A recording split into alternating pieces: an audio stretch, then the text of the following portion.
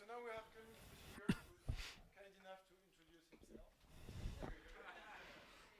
Yes, okay, so, well, you see my name, I'm Clemens Bechinger.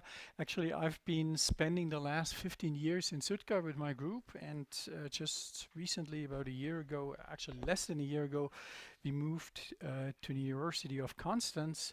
So we have been doing a lot of stuff with colloids. I'm an experimentalist, I should say, and different types of statistical experiments.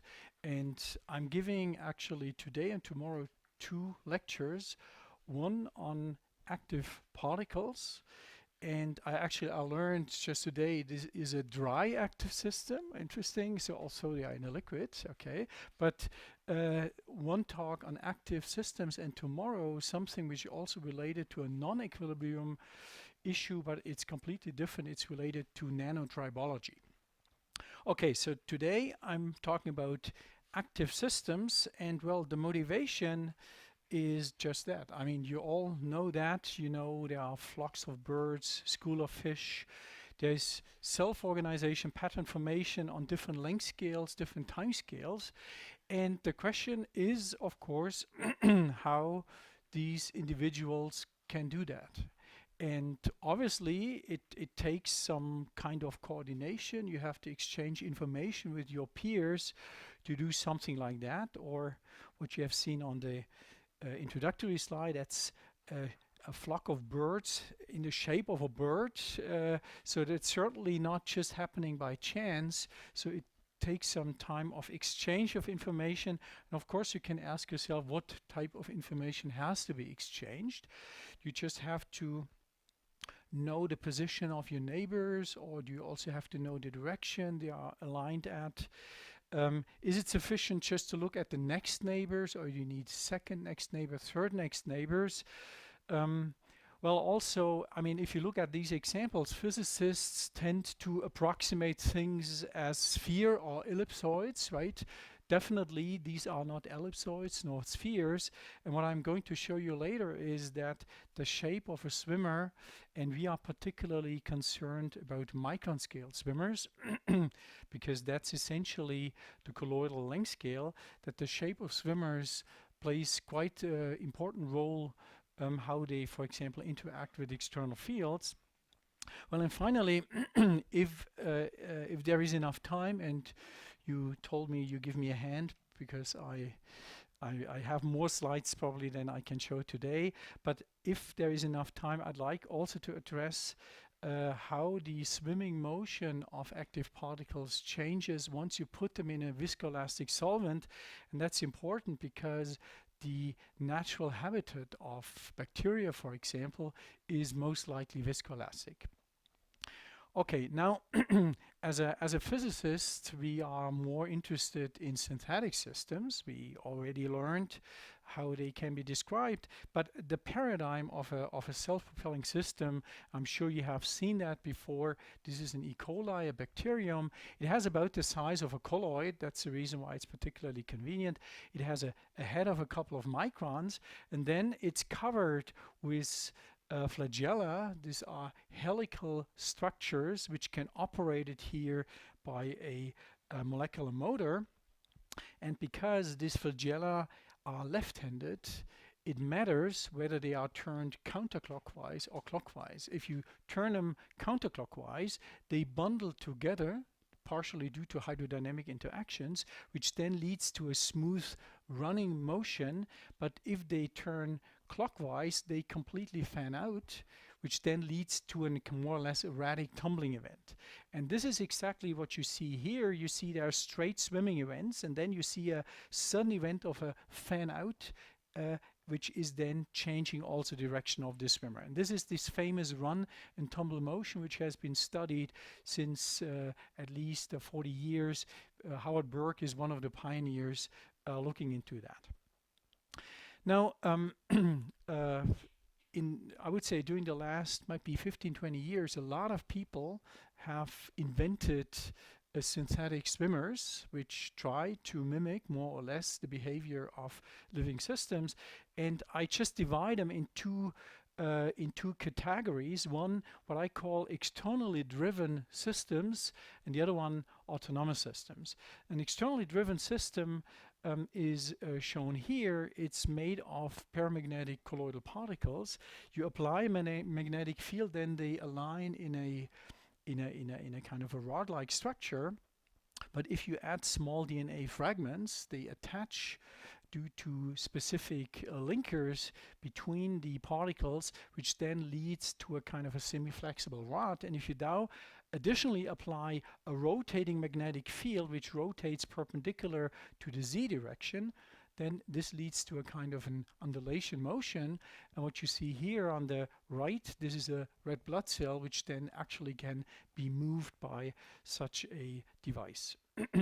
Another example is actually, the idea is borrowed from nature, and this is a scallop. I'm sure you know what scallops are. I'm sure you have seen them on your plate, but maybe you never saw one actually in nature. It swims by opening and closing a hinge, and because the opening and closing velocity is different, this leads to this type of propulsion.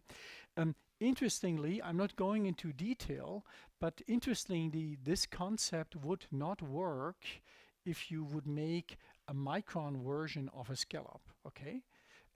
But if you are sufficiently large, you can also make that work. Here, actually, this is still a version which wouldn't work in water, but it's working in a viscoelastic fluid. It's just operated here by two magnets. Again, if you apply a magnetic field, you can, so to say, realize a micron scale or a sub-millimeter version of a scallop.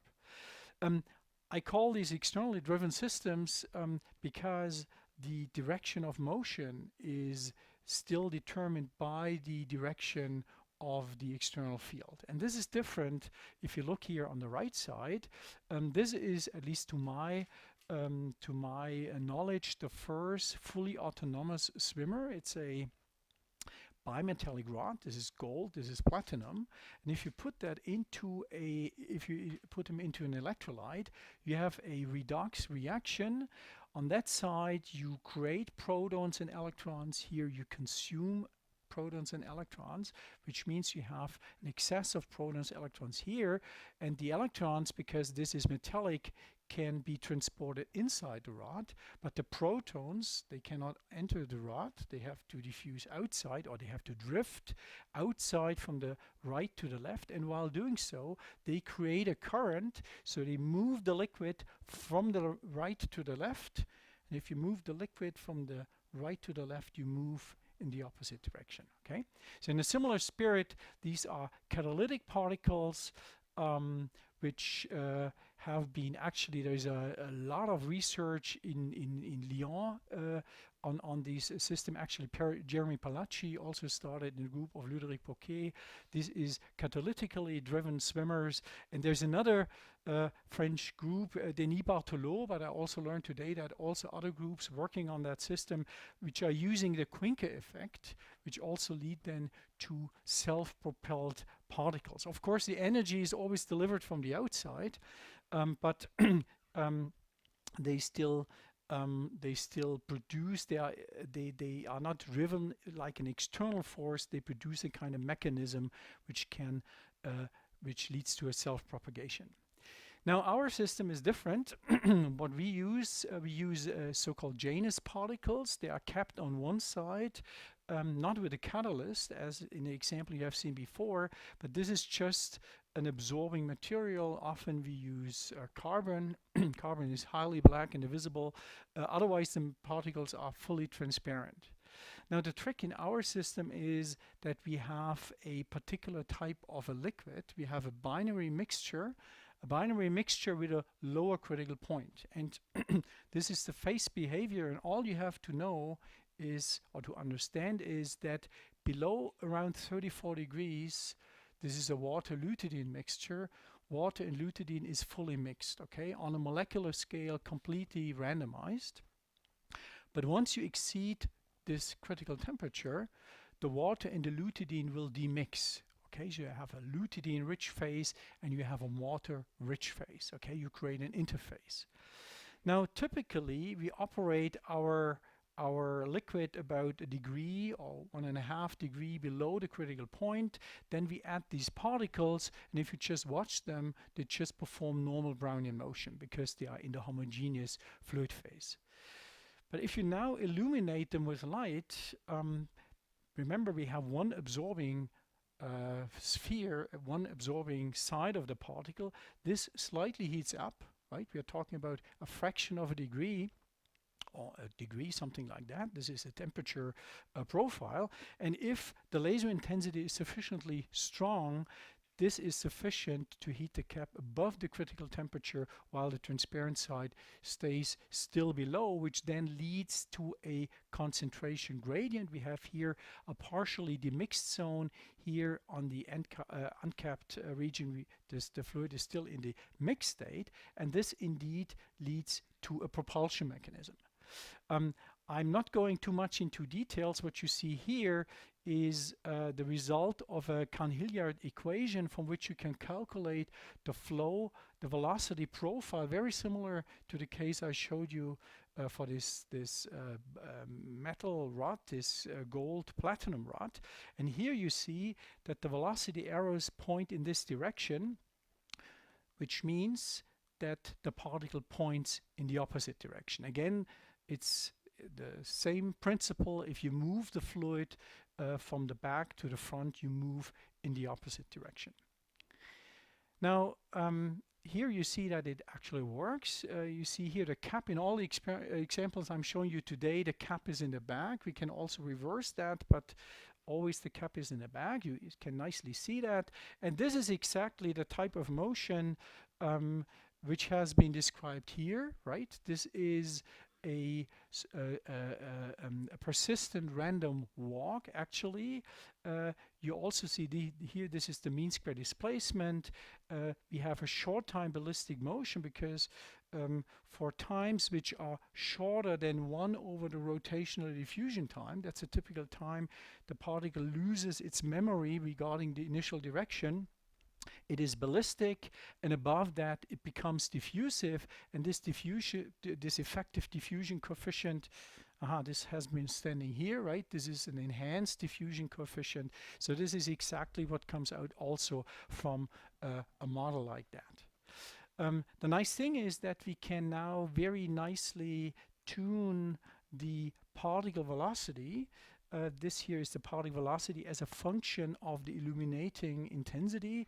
You see here a threshold. That's simply because if the light intensity is too small, you wouldn't heat the cap above the critical temperature. There is no self-propulsion. But once you do that, and if the intensity is not too large, then you have a pretty linear relationship. So that's something which is very important for us. We can control the propulsion velocity just by the incident light intensity. I should also mention something when you hear colloidal particles light. A lot of you know that, of course, under those circumstances, you can also induce optical tweezing effects. There is no optical tweezing related to that here. The light intensity here is about a factor of 1,000 too small to induce optical tweezing, right? So don't worry about that. The only thing we vary is indeed the propulsion velocity. By the way, if you have questions, also please ask. Oh, okay, a lot of questions. Oh, right, that's a good point. All the experiments I'm showing you today is 2D, right? Mm-hmm.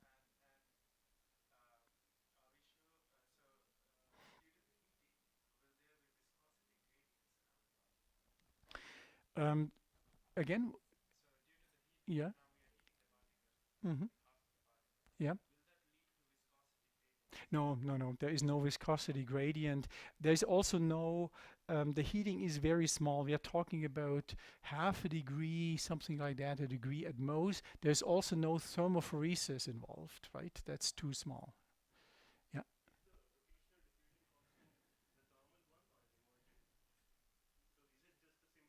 Yes, exactly. This is exactly the 1 kBt over 8 pi eta a to the cube, right? Mm-hmm.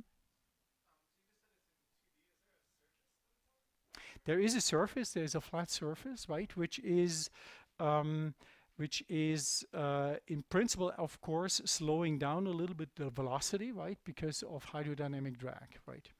So these are the values here which are measured in a thin sample cell. That's what most of the people do, even biologists, because it allows you to track the motion of the particle. Otherwise, you just would they would go out of focus. These are spheres. Spheres. You will see.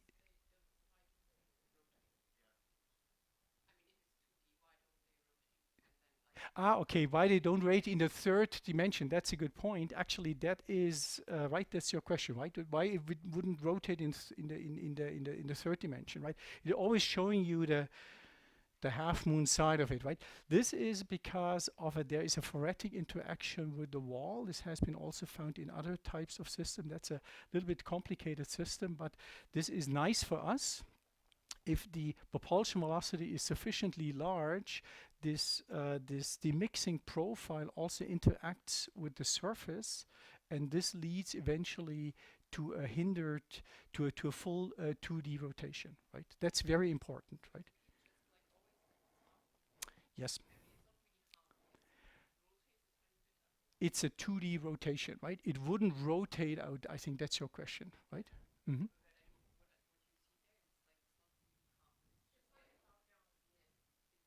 Oh, no, no, no. Okay, it's not. Okay, no, I see. You were a little bit misled. The cap is not exactly as ideal as here due to shadowing effects. Okay, okay, got it.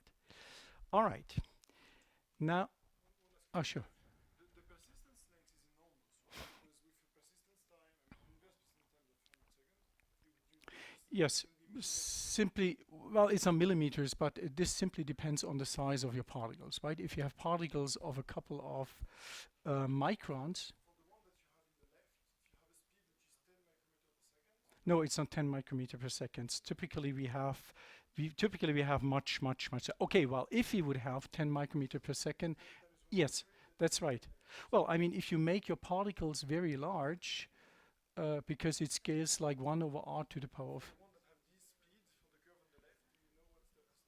No, no, I don't know. Typically, I think most of the experiments I'm showing you today have much smaller velocity, about a micron per second, right? Okay. Actually, I don't recall what's the size of that particles, but you will see very different sizes because we can, of course, this works on any type of size. We just have to make sure that we can image them. Okay, and actually I should mention that although the propulsion mechanism is very different from that of bacteria, this feature here, this short time ballistic and this long time effective motion, mean square displacement, this is identical to what is also found in bacteria.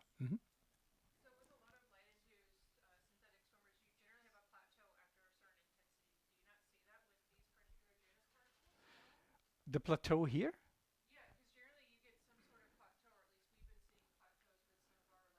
but only if it's kind of confined, right?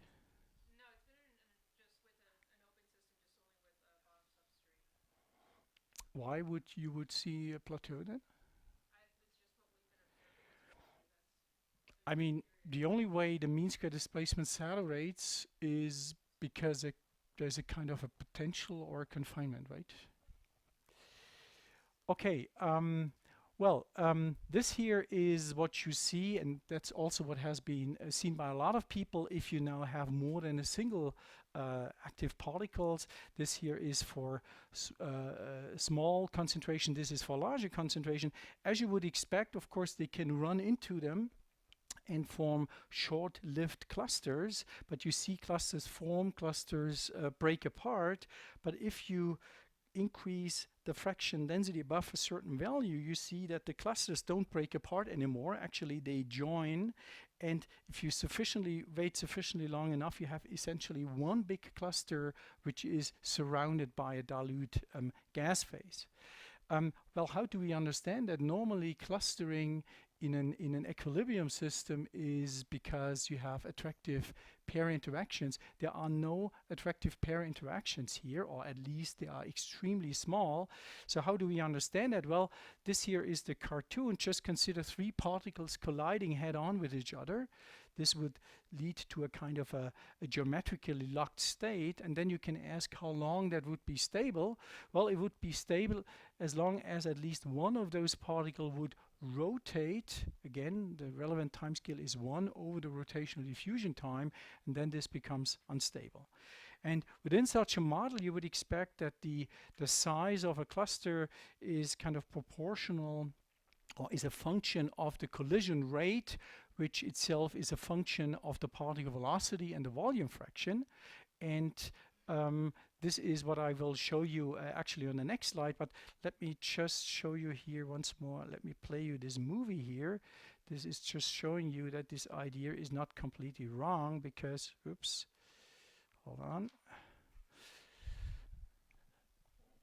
Here I just wanted to show you, that's not working.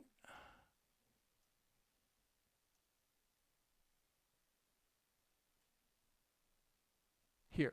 Actually, here you nicely see that the particles pointing away is actually leaving the cluster. Most other particles essentially pointing towards the cluster. That's what I think nicely supports this idea of a kinetically locked cluster. Exactly. Sorry? Well, no, that's not an accident. See, this particle has no reason to be attached to the cluster because it moves away, right? This one is pointing towards the cluster it would attach. This is exactly the model I'm suggesting. This is the only way active particles can form clusters if there is no attractive pair interaction.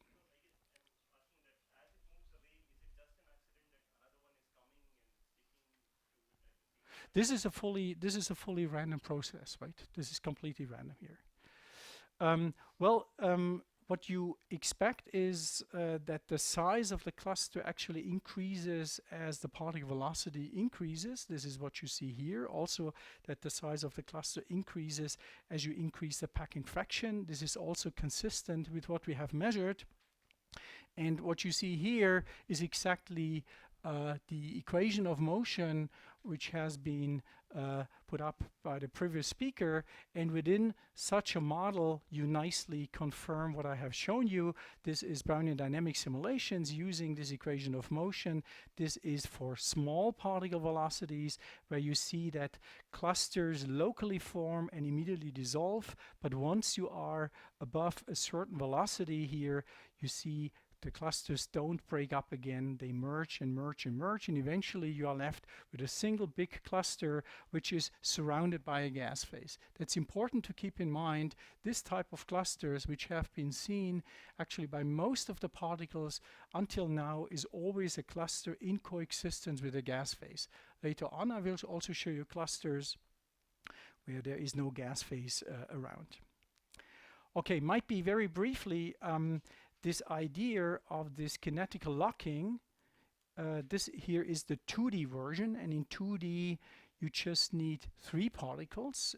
In 4D you already need 4 particles, and the question is whether there is sufficient probability for that. And that's the reason why one of my postdocs, Celia Lozano, together with people at the DLR, Thomas Voigtner and Raphael Kessler, we were recently performing a zero gravity experiment. The data are currently under evaluation. See, this here is our experiment here, right? This is one part, 1/8 of a rocket, okay? And you don't see too much here, but see this cone here, this is exactly the illuminating cone, okay? This is illuminating a sample. We had 8 samples here. We could measure the clustering during gravity, because without gravity, because in 3D sedimentation effects are a real problem. And here you see actually the real launch of the rocket, which just happened, I think, in March. And You do that in Sweden for obvious reasons. You can't do that in Germany. The chance that somebody gets injured is very high. Preferably, you do that in the wintertime because once the rocket lands, actually this is typical data, 150 kilometers in height, you have about 8 minutes of almost zero gravity, and this is after the rocket fell down here. Winter is nice because the chance that it's not falling into water is very high, so you can pick up just the elements, and surprisingly the entire experiment survived, so nothing got broke, and we are currently evaluating the data. Okay, now here we go, that was too fast.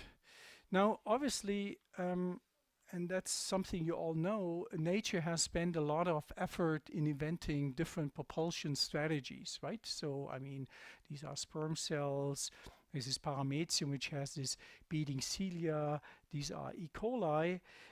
So obviously there is an advantage of being fast, of not just relying on diffusion, right?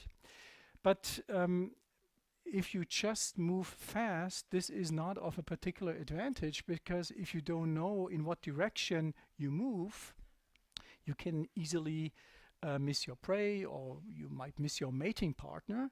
So just being fast is not a particular advantage, and because of that, nature, in addition to inventing propulsion strategies, also was very ingenious in devising different types of a directed motion. Okay, so there's obviously a sensory which helps you guiding particles to specific sites. And here you see here a sugar crystal, and bacteria are heading to the sugar crystal. This is called chemotaxis.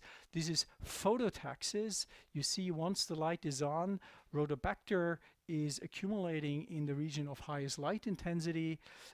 This here, actually, these are human sperm cells, and you see here the trajectories, and you see the trajectories change their direction, and at least the people in the front row might see they do that in response to a flow direction, which is periodically changing. Actually, sperm cells have the ability to move opposite to a flow, okay, which is called rheotaxis. And finally here, this is paramecium, which can move against gravity, okay, which is negative gravitaxis. And well, to understand that, sometimes it's easy. In case of rheotaxis, for example, it has been recently shown by the group of Roman Stocker that this can be explained in an entirely mechanical model. But when it comes to chemotaxis, this is much more complicated. For example, if there is a chemotactic or a phototactic bacteria, what it does is, for example, if the sugar crystal is here and I'm the bacterium, so we have heard about this run and tumbling motion, and what the bacterium does, it's just reducing its tumbling frequency, right? If you're moving in the right direction, you just go on and less frequently tumble, and this is actually achieved by a quite complex internal signal pathway, which involves a lot of biochemistry, and of course it seems to be helpless that we ever can make our synthetic particles as smart as a living organism, okay?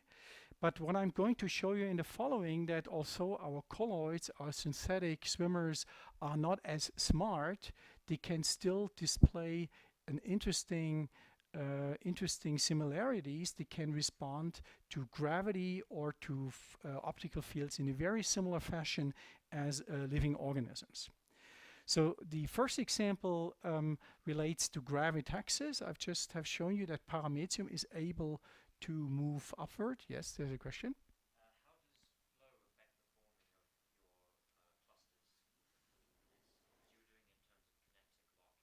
Yes, absolutely. That's a very good question. Actually, this is also completely ignored in such a thing here, right? You just treat these particles as if external forces would direct them, but of course completely forgetting that the mechanism of self-propulsion is a flow field. So, well, to answer your question, obviously it's not too important, because with such a simple model we can explain what we see. But I think that's a very good question. The flow fields certainly have to be taken into account. Might be actually that's one of the reasons why we wanted to do this experiment in 3D, because in 2D between two plates the flow fields are strongly screened, right? Because of the stick boundary conditions of the nearby plates. And I cannot tell you what happens in 3D. Yeah.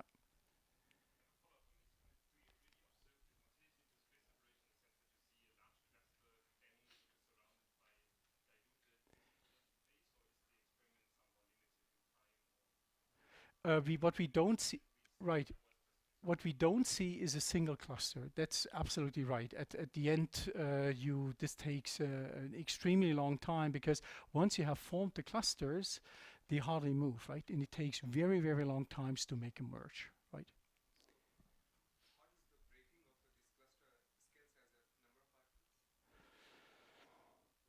How does the Oh, wow, that's I have no clue. I have no clue. We never looked at that. We were more interested in forming the clusters and letting them grow.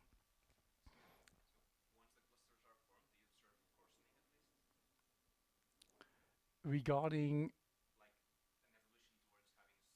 yes, of course, of course. I mean, the mean size of cluster, right, increases as a function of time, right? That's true. Sorry? An LSW growth, no, we haven't checked for that. I think that the statistics we have is not sufficient on that. However, I think there has been a recent work by the group of Cécile Cotin-Bizon. They were having a tremendous amount of this cluster growth. I'm not sure whether they addressed that issue. Maybe I can comment on that. So this is the only experiment which report coarsening of the clusters, like the experiments from Lyon, they have finite size cluster, but it's a good news because the in Lyon they have speed and density which are in a place in the phase diagram where you never see the Euclidean space phase. The fact that the C clusters is probably a reminiscence of the local topology context. These like kinetic interactions. Now, if you look at the kinetic argument that Clemens gave, you basically are balancing a flux in and a flux out that both scales with the perimeter. So either it grows or it doesn't. What we know about this mechanism is that if you make a simulation, it does not give you the phase diagram correctly. It gives you roughly the good shape, but if you want to get it quantitatively, you have to balance generalization of the pressure and chemical potential, which are more complicated. So it's a good hand-waving argument. It doesn't make a quantitative prediction. And your experiments would be the only one, because you seem to have much more persistent workers than I thought. That's why I was asking the questions. That could possibly be seeing something that would be like MIPS. The fact that you still see clusters at low speed and low density probably means that there's also something else. And when you said at some point that there is no attractive interaction. No, I didn't say there's no, because we still have, of course, a slightly inhomogeneous concentration profile, but it seems to be quite small, because the growth of the clusters seems to be very nicely supported with a hard sphere interaction model, right? That's Looks like what you would get from MIPS. Yep. I haven't seen from the paper. last question. Again? That depends on the size of the the particles. I mean, I would more argue in terms of the field of view. It's about 200 by 300 microns. What we are not limited might be in comparison to the system Julien just mentioned, these catalytical systems. If they are very dense, they produce a lot of oxygen, which then can merge into bubbles, which then is causing a very strong capillary forces. That's something we fortunately are not suffering from. Okay, let me come back because I have. Yeah, okay, good. 1 hour left. Okay, so let's come back to the gravitaxis.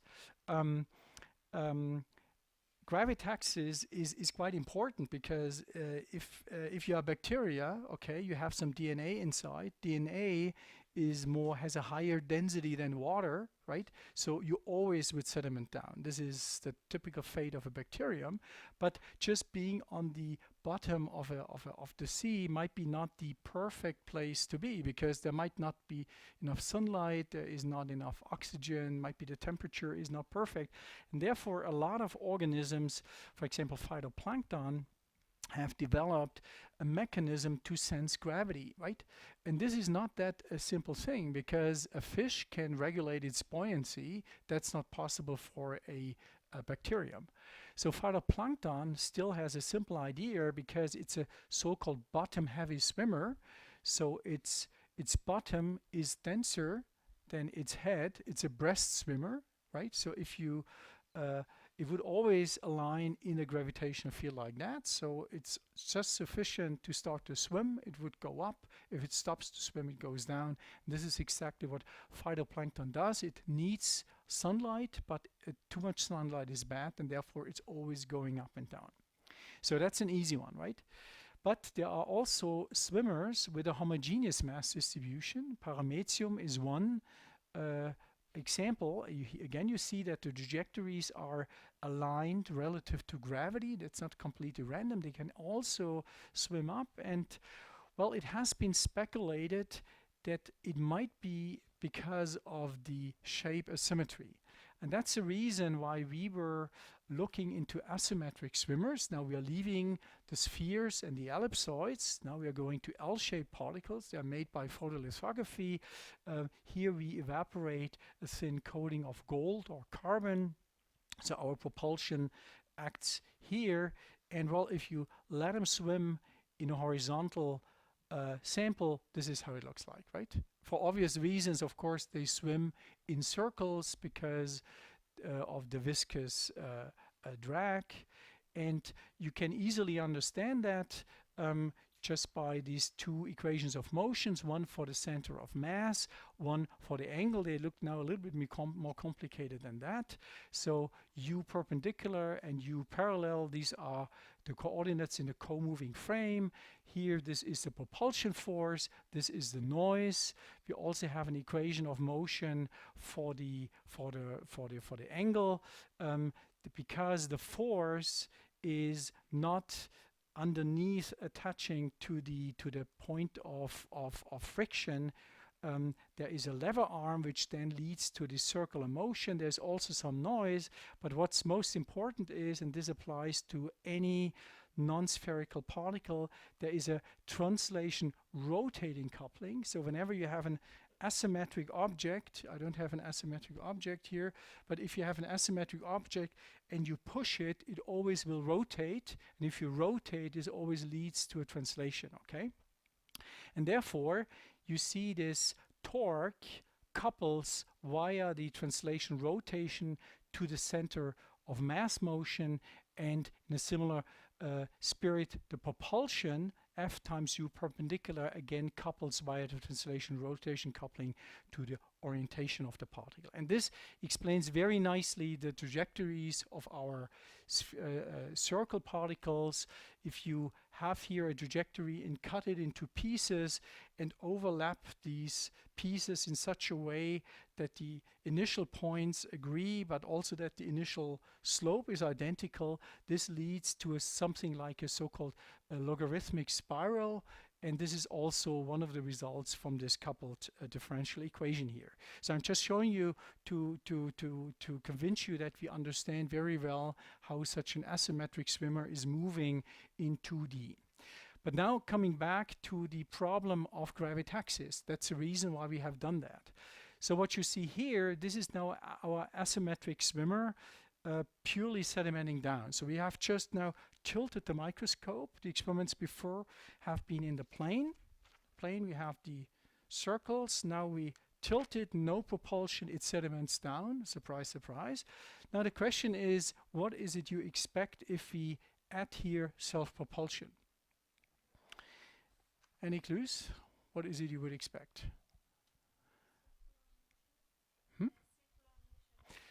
You're right. I mean, my naive belief was also, well, you have a kind of a superposition of a circle and a translational motion, you might have a kind of a spiral motion, right? That's might be a good guess, but that's not what happens. Actually, what happens is they move straight up, okay?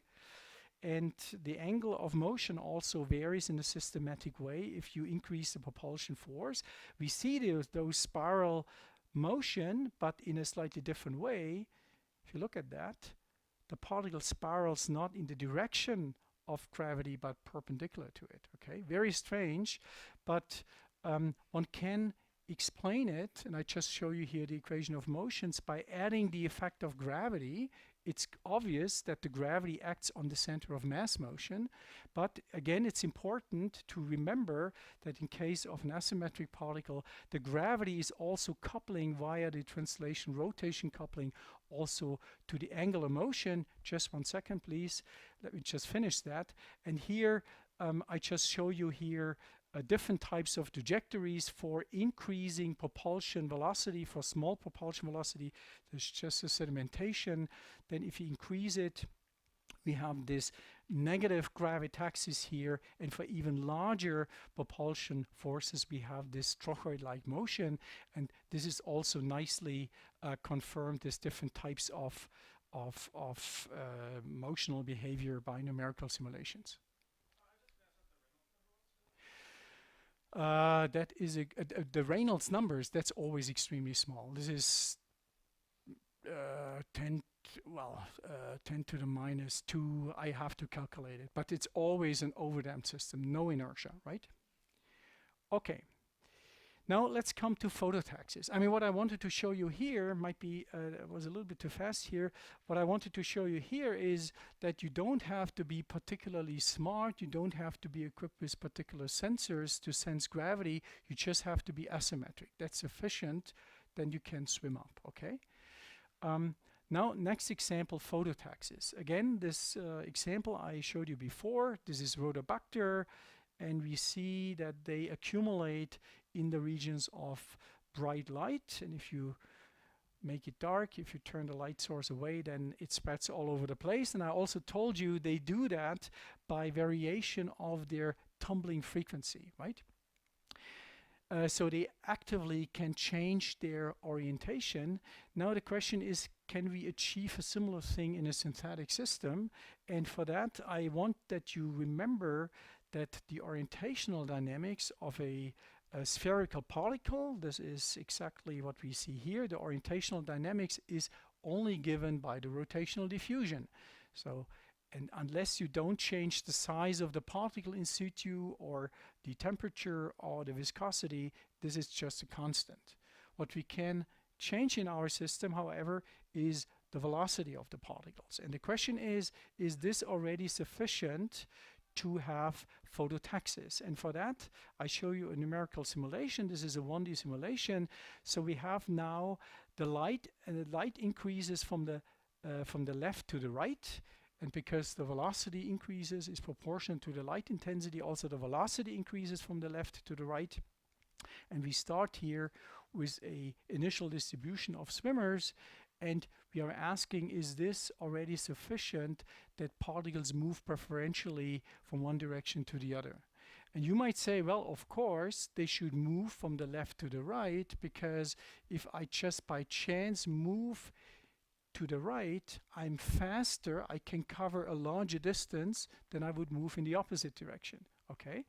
But that's wrong, because at any instance of time, you can change your direction. They're still completely uncorrelated to its translational motion, also the rotational motion.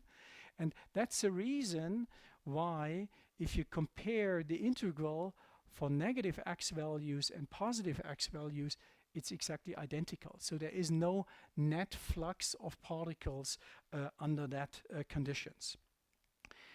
Now, we were doing, actually, Celia Lozano, whom I mentioned before, she was doing that experiment anyway. So she was creating an intensity gradient.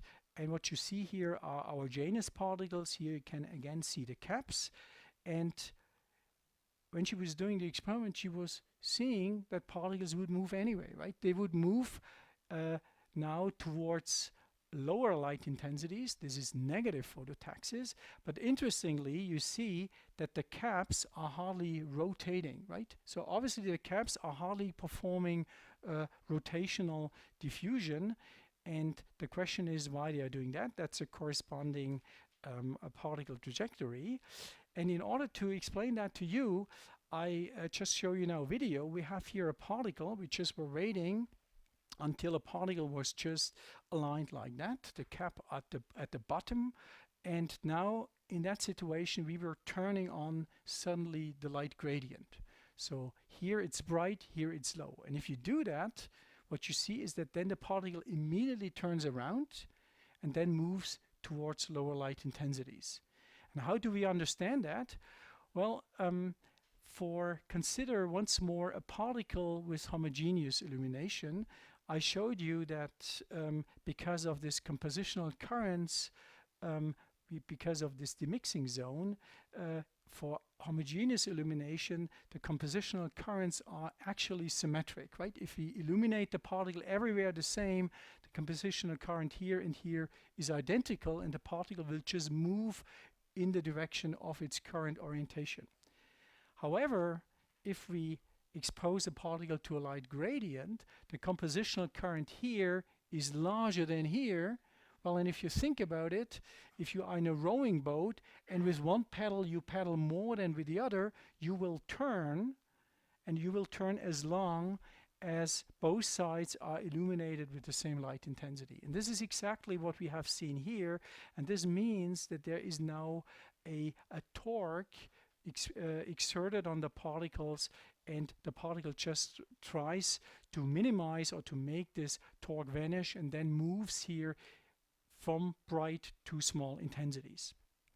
Well, what we can measure this reorientation time. This is what you see in here as a function of the gradient, and of course what you expect if the gradient becomes larger, the reorientation time, the torque grows, and the reorientation times becomes smaller. You can learn a little bit more about that by not just having a single gradient, but you can also make here a kind of a sawtooth light modulation, and it's just comprised of two more or less linear segments, a steep segment A and a little bit more less steep segment B.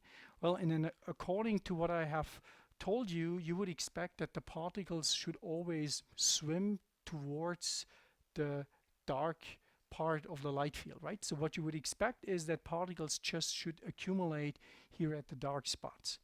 Well, if you do the experiments, this is not what happens.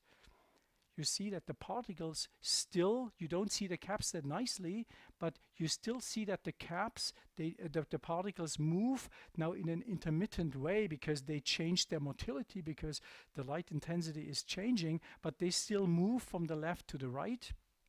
And they also do that for, if you vary here the amplitude of this light pattern here. So what that means is that obviously the particles in the shallow segment, they are polarized in the right direction. They swim against the gradient, but on the steep side they swim with the gradient. And the question is, how do we understand that? And there's also a simple reason for that. What you see here is the probability distribution of the residence time of particles in the blue segments and in the red segments. And because the blue segment is larger, right, it expands more in space, the residence times are of course larger than here. The dashed line here, this is this reorientation time I told you before. That's the time a particle needs to respond by changing, by adjusting its orientation to the local gradient. And what you see here in this more shallow segments, the reorientation time is faster, so the particle has enough time to adjust accordingly in that part here. But when it then enters here the A segment, you see the residence time of a lot of particle is too short that the particle could respond to that. And that's the reason why the particles just move here in from the B to the A segments without changing their orientation. And of course, if you now reduce here the amplitude, then the residence time become larger, and then this argument doesn't hold that much, and that's the reason why then the current actually becomes smaller. And that's here what we also find here. This is the particle current as a function of the amplitude. You see if the amplitude becomes smaller, the current becomes smaller. And what you also expect is if you make the light pattern more and more symmetric, you see that the current eventually also will disappear. For a purely symmetric pattern, there is no reason why there should be a directed current. And what I show you here, this is simulation data from the group of Hartmut-Löwen, Borge-Ten-Hagen, which only have two ingredients. They essentially use a model like that, where they make the particle velocity to be dependent, locally dependent on the local light intensity. And in addition, they apply here a torque, which depends on the local gradient. That's all you need, and then you understand these curves here. Okay, now we have what I have shown you is that particles, even kind of stupid synthetic capped colloids, can respond in a similar fashion as living systems to external fields, but we were missing one, I think, very important point, which is very important for living system, namely communication. And this is what I want to show you here. This is so-called quorum sensing. This is known for a lot of bacteria, but also for insects, that they can abruptly change their behavior depending on their local concentration. For example, this guy here, Alivibrio fiskerii, this is a bacterium which just behaves normal if it's in a dilute state, but once its concentration exceeds a critical value, it suddenly starts to fluoresce.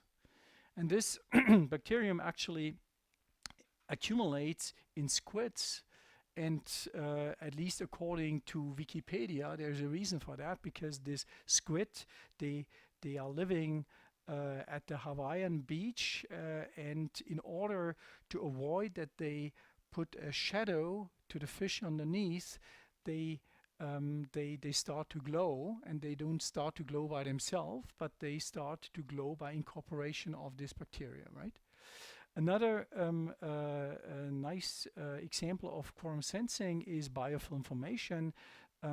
If a lot of bacteria occur in different states in a kind of dilute planktonic state, where they are highly motile, they even remain motile once they attach to a surface, but once they, so to say, start to form aggregates, they reduce their motility. They stop to swim, so to say, in order to enhance biofilm formation, right? If they would still start to swim, they would easily break this biofilm up.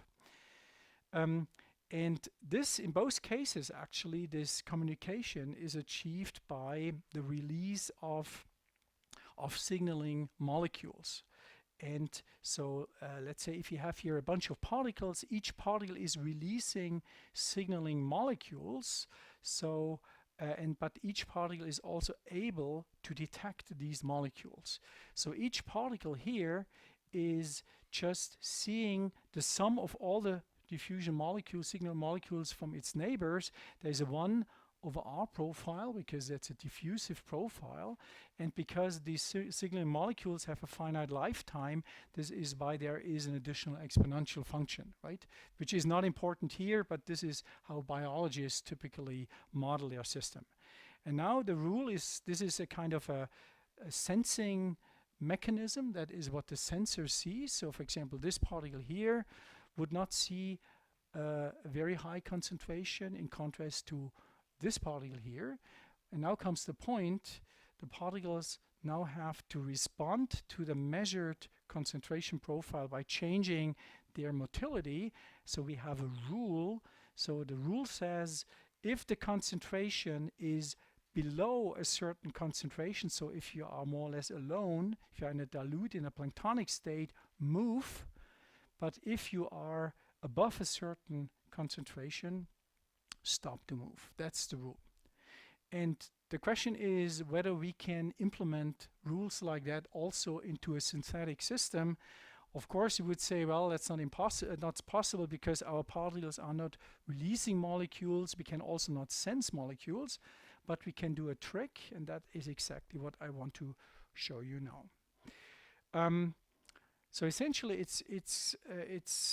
we have to do 6 steps, and we have to repeat those steps all over again in a very rapid fashion. In the first step, we do a particle imaging. That's what you normally do. You have your sample, you have a camera, you take pictures, and you move the pictures immediately to the computer, and they can be analyzed in almost real time. You can track, or you can determine the particle position, but also their orientation.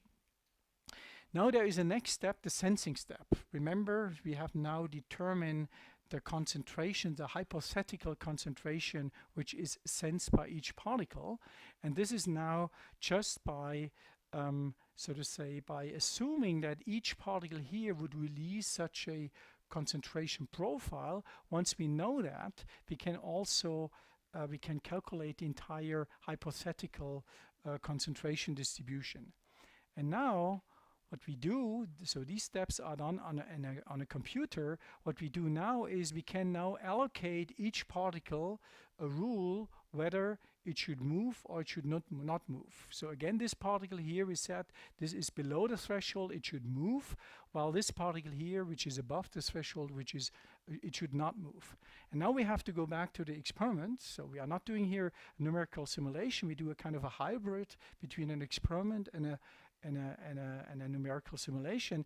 We now, depending on that rule, we illuminate each particle with its individual intensity. And for that, we use an acousto-optical deflector. This is a very rapid laser diffraction system, and we can now, here you see it only for a few particles, but we can do it up to 1,000 particles in the meantime.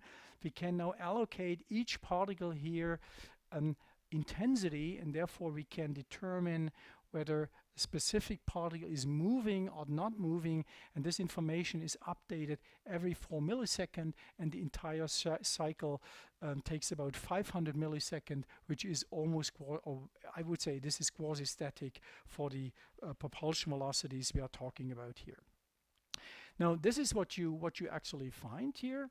This here is now the situation where the particles always actively move independent of their local concentration. This is just normal active Brownian motion. You see here the particles we have here implemented experimentally reflective boundary conditions.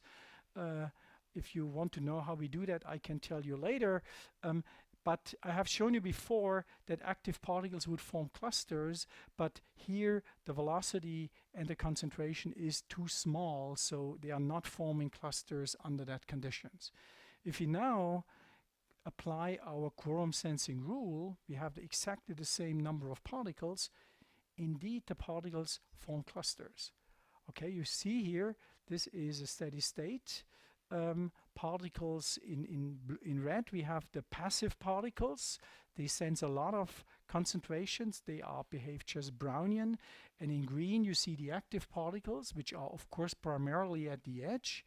You also see we need the reflection here. If you would open the boundary, of course, the entire system would dilute and the cluster would disappear. But I think you clearly see the difference between here and here. So we clearly can say that this cluster, this quorum sensing, is enhancing the tendency of the system to form clusters. Now, you can now play around with the threshold value. You can, if you set it to infinity, right, this means that all the particles are active. I've shown you that then there are no clusters. These are the probability, the density distribution. And if you now gradually move the threshold values to smaller and smaller values, you see that first we form a very dense, small cluster, and then it becomes broader and eventually disappears. And this is also in good agreement with numerical simulations, which also suggest that there is a finite range of threshold values where we see clusters. Above this threshold, all particles are active, no cluster formation. Below the threshold, if the threshold becomes smaller and smaller, then of course we have more and more passive particles, which also would not allow for cluster formation. So there's a well-defined range in between, and the question is, what is determining that range? And for that we have analyzed the switching rate. We have asked ourselves how often particles are switching from active to passive and vice versa. Well, what I should also mention, you might say a similar thing here might be also produced by having a mixture of permanently active and permanently passive particles. We tested that. This is not the case. So what we found out is it is indeed the ability that particles, that individuals can dynamically change between active and passive, and this is what you see here. This is the switching rate, so how often a particles change from active to passive per minute as a function of the threshold. And what we see is if we increase here the threshold, we have make more and more particles active, the switching rate goes up, and of course the more active particles we have, the more the system is dynamic, and to maintain a cluster means we need more and more switches, but at some point the switching rate here is limited because there is a viscous dynamics. Particles cannot move infinitely fast, and this is, once we reach this limit here, the switching rate can no longer move up, and then here this cluster formation breaks down. So from that, what we conclude, it's indeed this dynamical change of the behavior of particle which then leads to this enhanced cluster formation.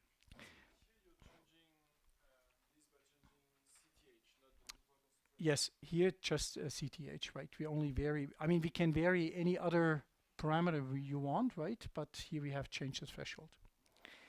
What you can also do now, you can, if you remember here, this white part of the equation, that was just a concentration field we assumed before. Now we can multiply here an angle-dependent factor, which might reflect the fact that we have a directional diffusion of the signaling molecules. And if you do that, you can even change here the shape of a cluster. If you multiply a cosine 4, it gives an ellipsoid like that. If you go to a sinus 4, the ellipsoid rotates by 90 degrees. If you have a cosine 4 2 theta, this is a square, and if you add another threshold, you can even make a hole inside your cluster. So what I'm telling you here is that this interaction rules largely determine the state, whether you have a cluster or not, but also the shape of these clusters in very much detail. Now, of course, we can now also choose whatever perception rule you want, and here I show you another perception rule, which is mimicking visual perception. So the idea is that we have now particles, and each particle is, so to say, seeing other particles. So we have each particle which has a polarity. The cap is always in the back, and we span up a vision cone of angle 2 alpha, and the perception of this particle here is just the number. If I look at you, my perception is just the number of particles I see in my vision cone, and because the guys in the front row, you contribute more to my perception than the people in the back, there is a 1/r factor here, right? You just count up all the particles within your vision cone, okay? And what's important, and that's different compared to the quorum sensing I showed you before, if alpha is smaller than pi, this is a non-reciprocal interaction. So this particle here, this particle, but this particle does not see this here. This is completely different for the quorum sensing, and I would say this is also pretty much different from the type of physical interactions. When you go to hydrodynamic interactions, Faradic interactions, there you always follow Newton's third law, actio equals reactio, right? Nature doesn't care about Newton's laws, right? Well, I mean, this is exactly what I mean with non-reciprocity, okay? So this is our visual perception. This is our perception parameter. Again, we have to define a response, and we wanted to mimic a kind of a social behavior. We said, well, if a particle is an individual, if the perception is below a certain threshold, it doesn't see anybody, it's just saving energy, it's just diffusing around. And only if it sees others, it wants to join that group, right? Now, if it sees others, it would join that group, and this kind of mimics the social behavior, okay? Very simple rule. And so here is what we find. Let me first, sorry. Let me first show you, before I show you experiments, let me show you the experimental conditions. We always start with an initial group of size of radius r0. We first form a group of particles of radius r0. What is important now, that's very important, this dashed line here is not a physical boundary. In contrast to before, where we had reflecting boundary, where we really had a confined system, this is no longer true here, right? So this is now a completely open 2D system. Particle can easily move through that boundary, right? So that's important to keep in mind. And so this is this R0 initial group size. And what we do now is, this is shown here. I want to go with you through the perception a particle has starting from the inside, moving out of the group. So, for example, if you have a particle pointing out and it starts here in the center of the group and we move it outside, of course, if it moves outside the group, the perception goes down, right? This is what you expect. It goes monotonically down. The same is actually also true if you have a particle with isotropic, with full 2D vision, it would also go continuously down. But it's no longer true for a particle pointing inside. You see the particle here sees more particles, has a higher perception than the particle in the center, right? That's very important. We have now a perception parameter which is larger for a particle outside the group or at the edge of the group than inside the group. It's very important. This is here, this blue curve, and we have normalized everything here to the perception of a particle in the center, which is just given by that expression. So that's now the rule, and this is what happens. This is now for an angle, vision cone angle of 45 degrees. The perception threshold is identical to the perception of a particle in the middle of the group. And now here you see for the first time, and this is now completely different to this clustering I've shown you at the very beginning, this is now a cohesive cluster. Also, there are no cohesive interactions. There are also no alignment interactions. For example, in the Bechinger model, you can also produce cohesive clusters, but there you have torques or alignment interaction. This is completely absent here. It's a very simple rule which is already sufficient to hold these particles together. Yep. When you take the model in which the velocity depends on the density, you can solve for the phase separation and the coexistence density, and what you find is that the low density phase goes to 0 when the speed falls to 0. Have you played with the value above the certain density when you lower the speed? We haven't varied with the speed, but what we have varied, and that's what I will show you, we have varied with, again, with the vision cone angle and with the threshold. We haven't varied with the speed. But have you played with the level to which you lower the velocity? The threshold, yes, we have done that. I'll show you that. There's still cluster formation even in that. I'll show you that. The threshold value, right? Okay, so how do we understand that? Well, this is a cartoon of the cohesion mechanism. Again, let's do that for a relatively small vision cone here.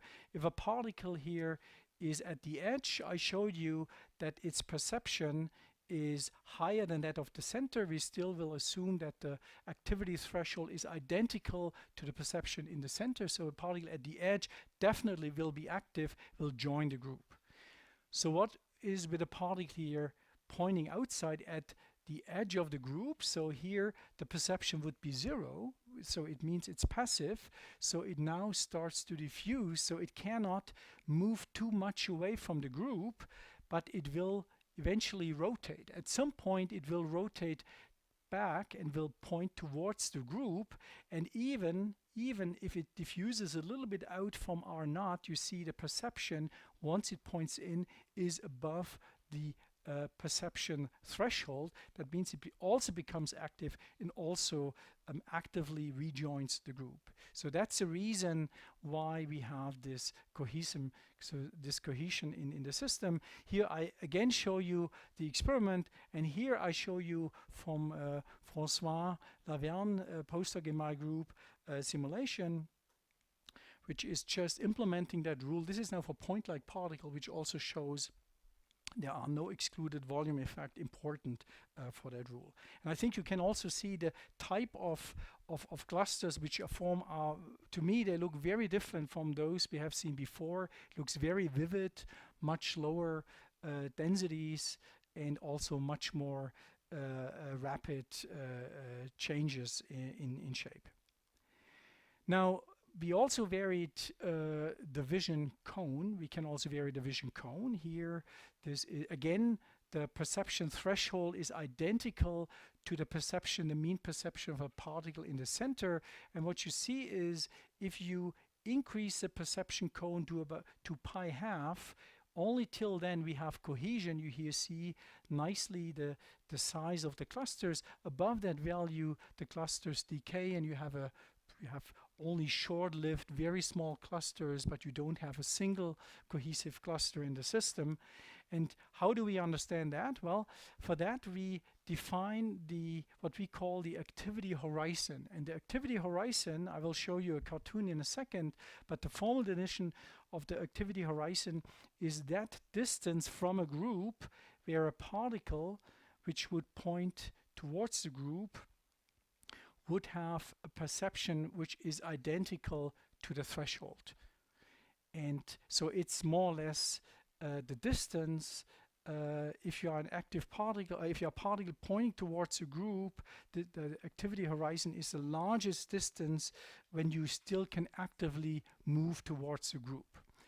So this here is for small angles. Here this is a particle in the center. We still say the threshold, activity threshold, should be identical to a particle in the center. And obviously if you have a small vision cone, you can easily have the same vision, the same perception as a particle in the center, even if you're outside the group, right? Just compare here these bluish parts, okay? That means for small vision cones, the activity horizon can be much larger than the initial size of the group. So even if you're far away from the group, if your vision cone is sufficiently small, you can actively go towards the group. If your vision cone is very large, and I show you here the extreme case for alpha equal pi, so we have a full 2D vision, then it's clear, if you ask yourself how close you have to get from a particle outside the group to have the same perception than a particle in the middle, I think it's pretty obvious you have to go immediately into the center, right? So the activity horizon becomes very small, and with a far field approximation, but also with numerical simulations, one sees indeed that the activity horizon decays as 1 over alpha. And that's the reason why it's easier for small vision cones to form a group, because even particles far away can rejoin the group, while if the vision cone is too large, you can get easily lost, and this is, at least qualitatively, explains what I showed you here.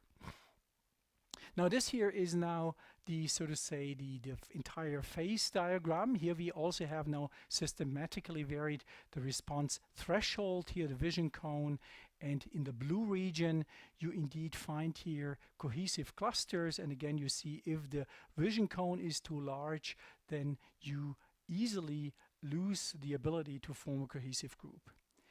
I don't want to take it too serious, but it's too tempting not to show it, because we found something, I'm not sure whether it's by chance or not, we found an interesting relation using that rule for predator-prey models.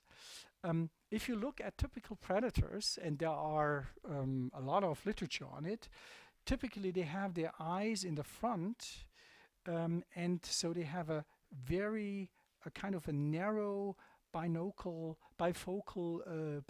field of view, which is also supported by the fact that typically they have round or vertically elongated elliptical pupils.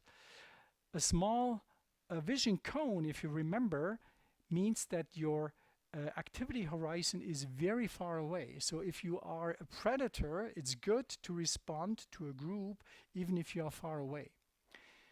If you are a prey, typically the eyes of prey point to the side. Also, the pupils are horizontally elongated, which supports a broad vision. And if you are a prey with a broad vision, you still want to form a group because this gives you some kind of security.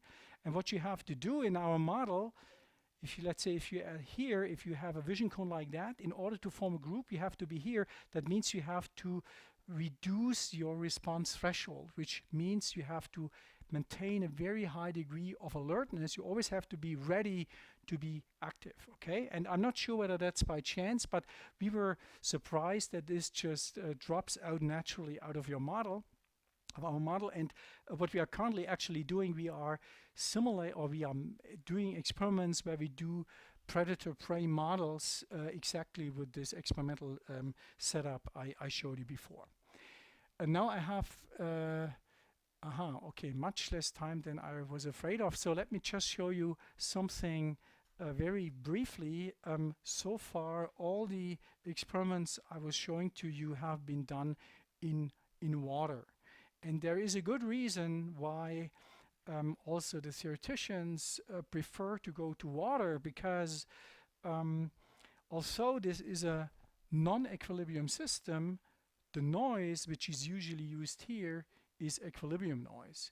And this is certainly justified in case of a Newtonian fluid, because even if the active particle is in non-equilibrium, its typical time scale is much larger than the relaxation time scale of the fluid, okay? And this is what justifies that approach. And this is, as I will show you in a second, this is no longer true in viscoelastic fluids. And I mentioned it already, viscoelastic fluids is, I would say, whenever it comes to biological environments, when it comes to technologically relevant situations, viscoelastic fluids that's the normal case. Whenever you add polymers or some proteins or whatsoever into water, it becomes viscoelastic. And what I show you here already, this is a comparison of an active particle once in confinement, once in a Newtonian fluid, once in a viscoelastic fluid, and you see its behavior is completely different. In a Newtonian fluid, it stays most of the time at the wall, while it's kind of reflected from the wall in a viscoelastic fluid. Now, to make my point, I just show you that here. I'm sure you have seen that very often. This is a typical stress relaxation experiment. If you apply a strain profile to a Newtonian fluid, the stress will immediately follow. Simply meaning that a Newtonian fluid can, on extremely short time scale, respond to any perturbation you do to the system. This, however, is no longer true in case of a viscoelastic fluid, where we have typically a stress response like that. We have a finite stress relaxation time, and this can be on the order of seconds. And in the following, I will quantify this stress relaxation time by the so-called Weissenberg number, which is just the product of the shear rate times the stress relaxation time. In our case, it's proportional to the propulsion velocity. That's all you have to remember.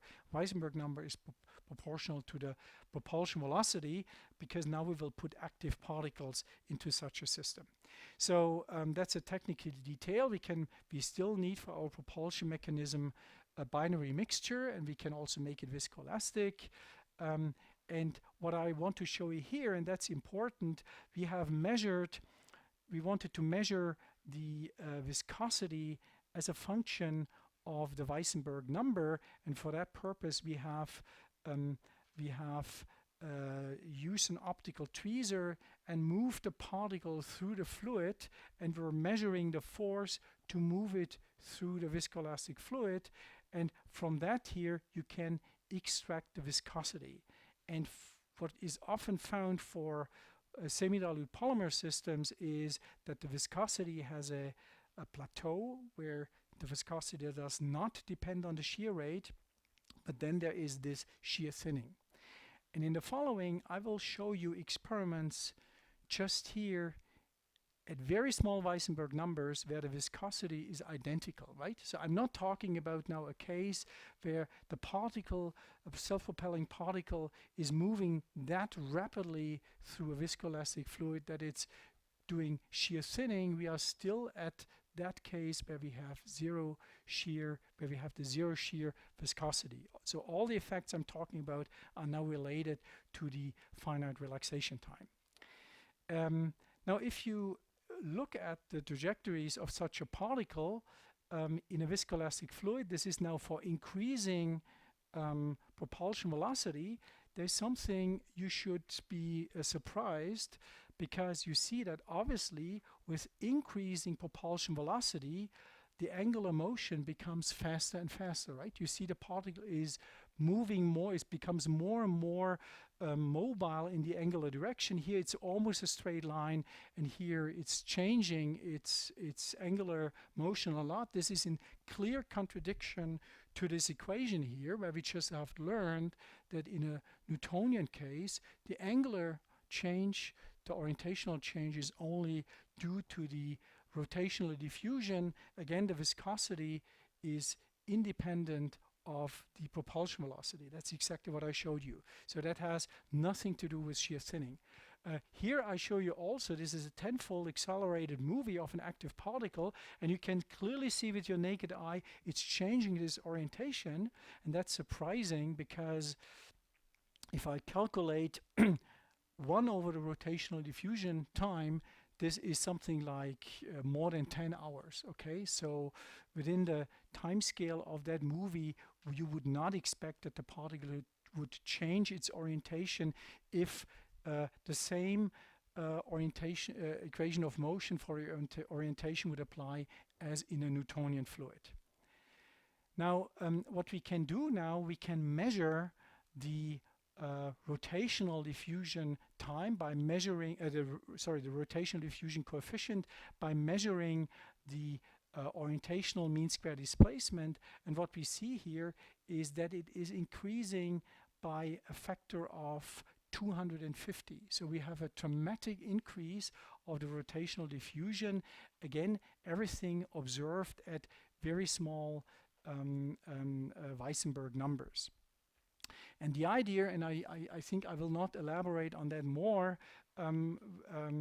we have also made now a more quantitative model for that, but the reason for that is now that if we have an active particle in a viscoelastic solvent, the particle is, so to say, exciting, it's bringing its environment out of equilibrium, and it's now interacting with a relaxing medium. And this is eventually the reason for this enhanced rotational diffusion coefficient. So that means if one wants to capture that with such an equation of motion, one needs now a noise term which will depend on the particle velocity, right? Of course, that's tricky, and I would be happy if somebody jumps up and say, I have a good solution how to do that.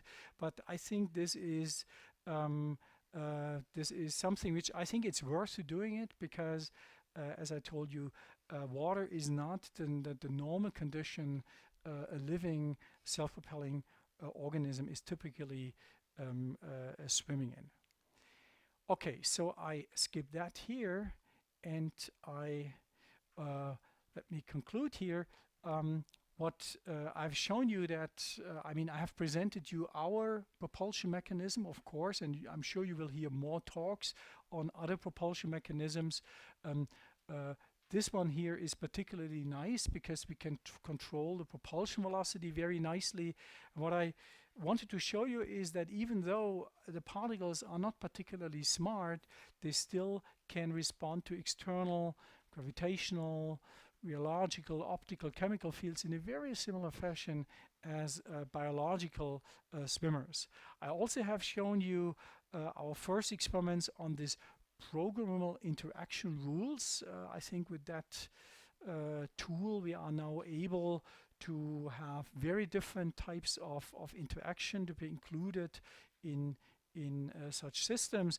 And I mean, as a next step, I think it's pretty obvious. I have shown you that viscoelastic solvents, even without a particular interaction rule, are quite interesting.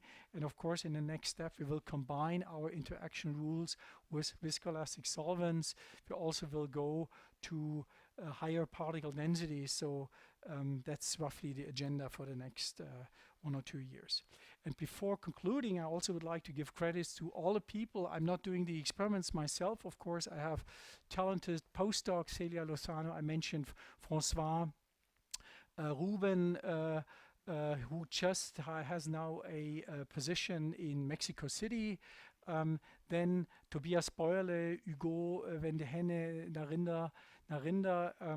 Actually, Narinda has only a single name. He's has only a last name or a single name. In order to feed him into the German system, we had to, because he couldn't have an email address, nothing. So he's now Narinda, right? So they are working on this interaction rules, and Felix Kümmel, Ivo Buttignoni, Giovanni, and Alex Brockhus, they were no longer in our group, but they were also contributing at the early stage. And this year, I mentioned some of them already. These are our partners we are doing together. They help us with the theory and the numerical simulations. Well, and with that, I think I'm almost on time. Thank you very much.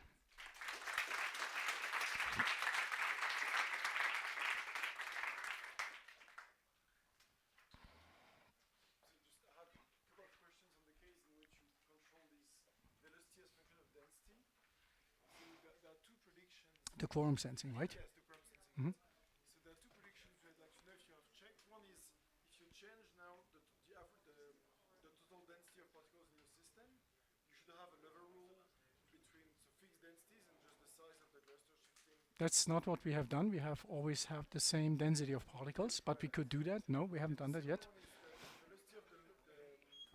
velocity at high density, you took it equal to 0. Right. Yes. Yes.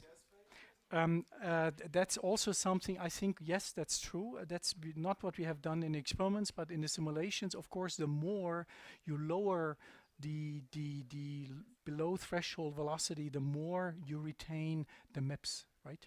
Exactly, that's right.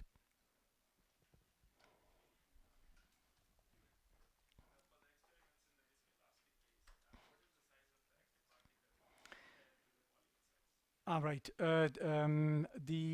It's a huge fraction actually. I think the mesh size is on the order of something like below 100 nanometers. I think 50 nanometers, something like that. And the colloid is on, I don't know by heart, but it's 2-3 microns, right? So it's exactly. Yep.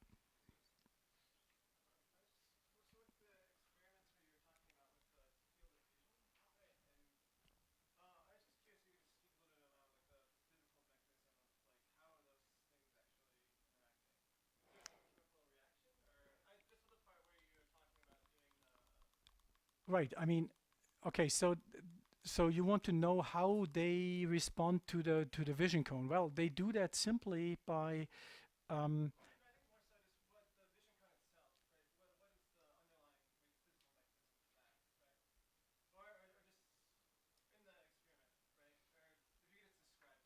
So you want to know how a particle physically is responding to the vision? Is that what you're asking? They don't see anything. Well, that is okay. Then I have to go back. Okay, then I was too fast here. Then I have to go back here to the experiment, right? So, right, that's what. Right, exactly. Okay, okay, that's the same. That's the same trick, right? So of course our particles are stupid, they are blind, they don't release chemicals, but we have now, so to say, we take part of the information from the experiment, make something out of the computer, right? Impose a rule, and then go back to the experiment, right? So it's still, I mean, if somebody would say, well, why you are then leave your experiments and just do simulations alone, if you would have asked that, and I would have told you, well, we still have to deal with true physical interactions. We still have, in principle, also hydrodynamic interactions, and the ultimate goal is now to go into situations where at least I'm not aware of simulations, and that is actually in the direction of this viscoelastic fluids, right? So, I mean, this is all in 2D, right? And Yes. this system, have you thought of extending into 3 dimensions? But then I don't know how you will shine light on the cluster and how you will get light from the heat. You name it. um, I mean, what one can do is one can of course go to 3D in the simulations. Experimentally, you're absolutely right. Then we have shadowing effects. In addition, don't forget we have if you just deal with crystallization of particles, right? Colloidal particles, you can do easily an index matching, right? But here we have a specific choice of a solvent. We don't have a specific choice of colloidal particles, but they still have a cap. So I'm not sure whether that's a good idea. Might be on the ISS, 8 minutes, like in the rocket experiment, that's certainly not sufficient. And right now the experiment is too large. It would not fit on that. Also, I believe there is not a qualitative change, right? I think if you would go, we haven't done it yet, but in the simulations we could go to 3D, and I'm quite sure. I mean, you have seen how well the agreement when it comes to the vision cone is between the simulations and the experiments. So I would trust the simulations there, and my gut feeling is that there is not a qualitative change when going into 3D. So, for the viscoelastic part, there is that famous Helfand reflection mechanism in near-phase transition which leads to enhanced concentration fluctuation. So I was wondering if that is like the microscopic origin for the... But that should then show up in the viscosity, right? No. Why should it show up in the viscosity? How I would realize this I think they showed that viscoelasticity leads to enhanced concentration fluctuations, but you need shear. thinning, Near a... No, just shear, not shear thinning. right? Because of the normal stresses create a migration of the concentration. I see. Okay, I'm not aware of that. The only thing I can tell you, we have tried it for not only for polymer solutions, we also have tried it for worm-like micellar solutions. I think the effect you are talking about should strongly depend on the velocity, right? On the shear rate. And the shear rates here are very, very small. I'm quite sure if you can provide me with a Weissenberg number, because a lot of stuff can go on in viscoelastic fluids, but most of the things happen at larger Weissenberg numbers. I'm almost positive that in your case, the Weissenberg number should be large, because the Weissenberg number compares the shear rate with the relaxation time. And to have an accumulation, this means Weissenberg number must be larger than 1. So I think this is not what's happening here, right?